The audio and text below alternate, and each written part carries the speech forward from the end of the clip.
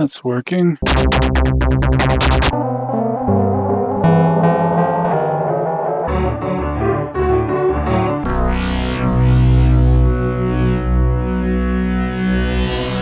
Okay, this is an old effect that I made.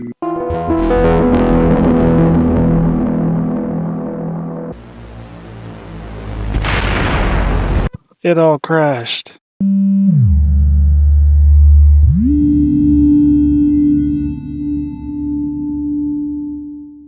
Hey everybody, welcome. This video is a recap of the last live stream I did several months ago. In the stream I was working on adding oversampling to my sound code, which is a function that improves the output quality of synthesizers, filters, and other effects. For debugging during the stream I used several techniques. The first one prints a stack trace when you press a keyboard shortcut. The second one is just a simple command line interface you can drop into. And the third one is common to all languages, just giving extra detail and error messages. The bulk of the stream was actually spent updating old code. I'd switched to a new version of Ruby which required extra curly braces for hash arguments to functions. I'd also changed some APIs to make adding oversampling more straightforward and consistent across all the different graph nodes that I had in my sound code. And I kept getting distracted just playing with the music instead of working on the code. Sometimes I just made the changes manually with Vim, and I was occasionally able to use sed to make bulk changes across a bunch of files. In the end, of course, I checked everything into Git. A lot of the code I worked on during the stream was old effects that I'd written. I'll just let you hear what those sound like without talking over them. Okay. Okay, this is an old effect that I made.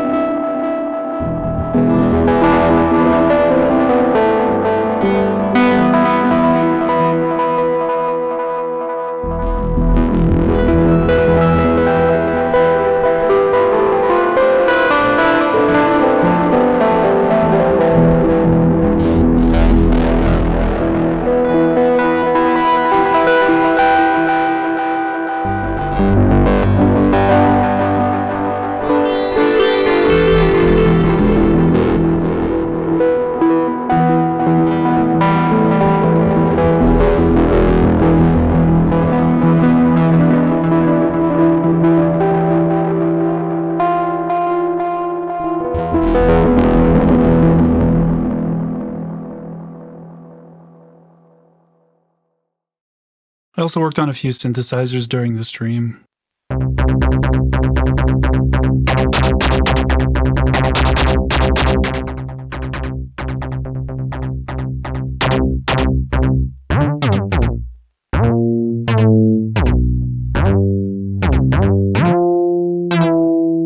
I couldn't help playing with them to make sure they work, of course.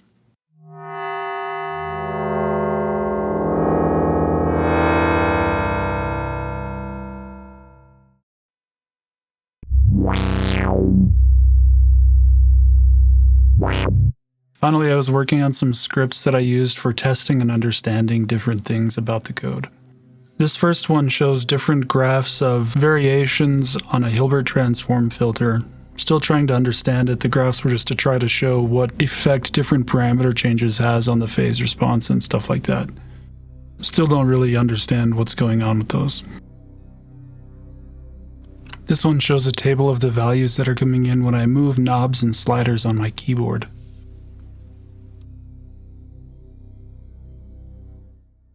That's working.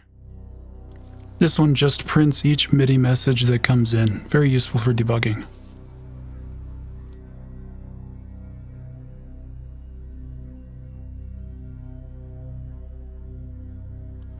Here, instead of controls from knobs and sliders, we have which notes I press and how hard I press and release them.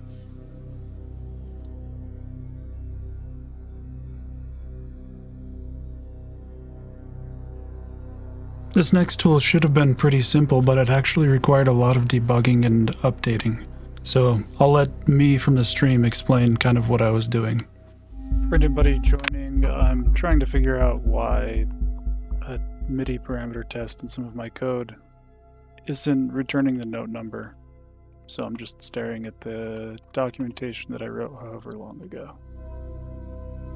It's supposed to just test code that I use for connecting MIDI values coming from the keyboard to a synthesizer. But parts of it weren't working. A bunch of tools for working with sound wouldn't be complete if there wasn't one just for playing sounds. That's what this one does.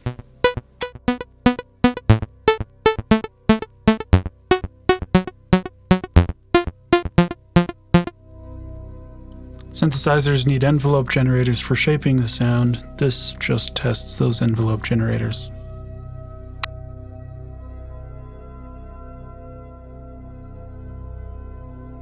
Analytic Signal calculates instantaneous phase of a sound file and displays it in a 3D graph.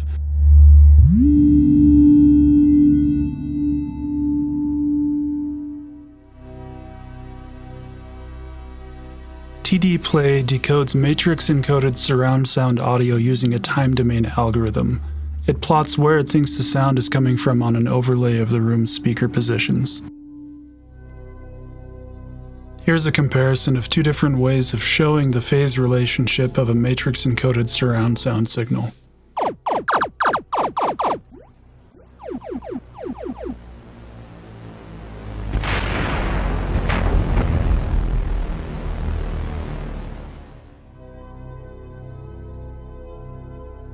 The last two tools I was working on are supposed to show a waveform of an entire audio file as the audio file plays, and an FM synthesizer that visualizes different parts of the FM synthesizer. I didn't actually get these working, but you can watch me struggle with them for a while.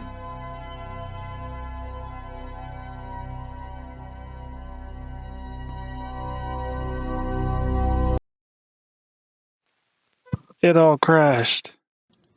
At this point, I'd been streaming for over an hour. I was able to get everything back up and running again and work on the resampling code. I made it about 20 minutes before everything crashed again. Here's a condensed version of that work. I'll just quickly explain what I'm working on here. I'm just trying to implement oversampling, which means running part or all of your synthesizer at a higher sample rate than you actually use for playback. Benefit of this is it can reduce aliasing, increase precision for filters, that kind of thing.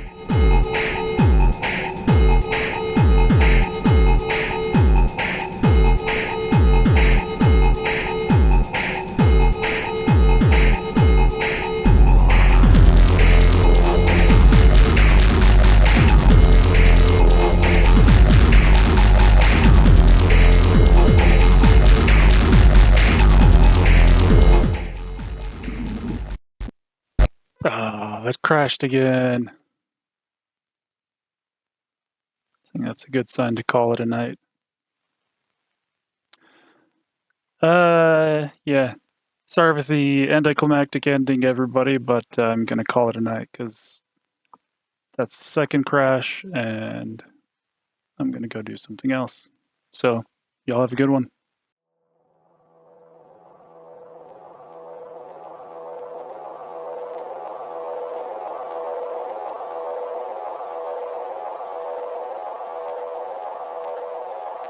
Enjoy if you join. I don't expect anybody to join, but that's okay.